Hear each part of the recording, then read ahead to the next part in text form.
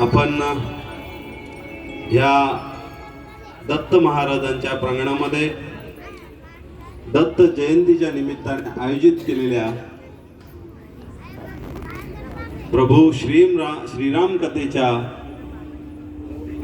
कार्यक्रमासाठी आपण आज 7व्या दिवशी म्हणजे समारोपाच्या दिवशी आज सगळी मंडळी सतत गेली 7 दिवस येत आहेत आणि आज आपण समारोपाकडे चाललेलो आहे आणि कथेचा समारोप होत आहे।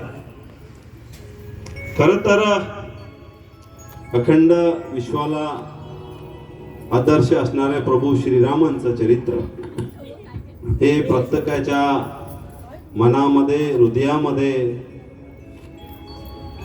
साठवून ठेवावं आणि प्रत्येकाने ते ऐकावं हाच एक मानस खूप दिवसांपासून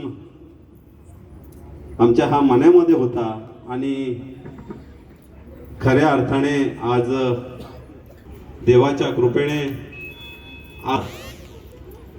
आज आपल्याला गेली 7 दिवस ज्यांनी आपल्याला या कोकणाचे रत्न प्रबोध मार्तंड रामायणाचार्य विश्वनाथ महाराज वारिंगे यांनी यांच्या अमोघ वाणी अतिशय प्रेम स्वरूप निर्मळ आपल्याला हे राम कथेचं सार सांगितले।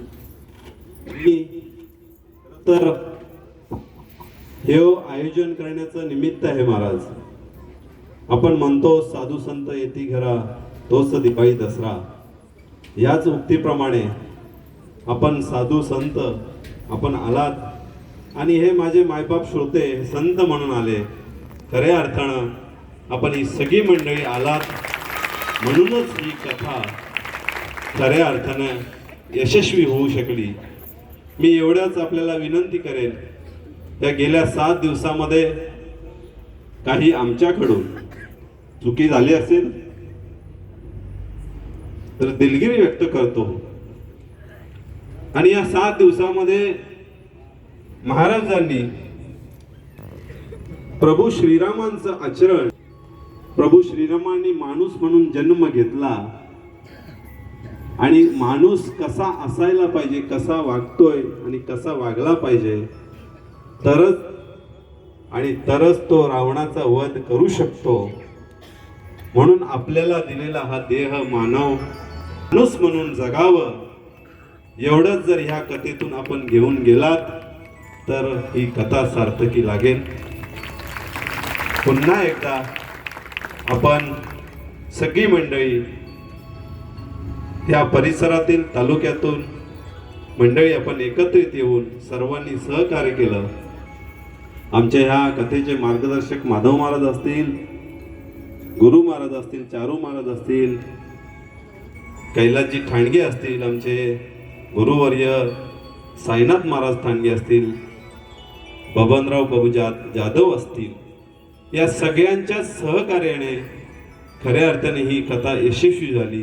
आणि मला सहकार्य लाभलं ते आमच्या ह्या BJR कल्चरचे मालक आमचे ब्रिजेशजी देखील इथे आज आहेत आणि तुमच्या ह्या म्हणजे आपण म्हणतो खारीच्या वाट्याप्रमाणे की आपण रामकथा करत आहात। मला तर नक्कीच सांगावं लागेल की तुमच्यासारखे खऱ्या अर्थाने हे महाराज आहेत, हा धर्माचा प्रसार करणारी मंडळी आहे आणि म्हणूनच आपण गेली 500 वर्ष प्रतीक्षित असलेलं अयोध्येचं राम मंदिर आता पूर्णत्वास गेलेलं आपण या आपल्या पिढीने आपण स्वतः देखील बघितले आणि आपण जो काही पुढे मानस ठेवलेला आहे, येणाऱ्या काळामध्ये श्री कृष्णाचं मंदिर व्हावं आणि म्हणून आपण भागवत कथा करणार आहोत, श्री कृष्ण कथा करणार आहोत। मी आपल्याला ह्या व्यासपीठावरून शब्द घेऊ इच्छितो आपल्याकडून की पुढच्या वर्षी 17 डिसेंबर ते 23 डिसेंबर आपण ह्याच ठिकाणी आमच्या सगळ्यांच्या आग्रहाखातर भागवत सप्त्याचं आमंत्रण स्वीकारावं ही आजच्या दिवशी मी विनंती करतो आणि पुन्हा एकदा सर्व मायबाप श्रोते बंधू भगिनी सर्व गुरुजन मंडळी यांना मी नतमस्तक होतो आणि सर्वांचे मी आभार व्यक्त करतो. धन्यवाद. जय श्रीराम.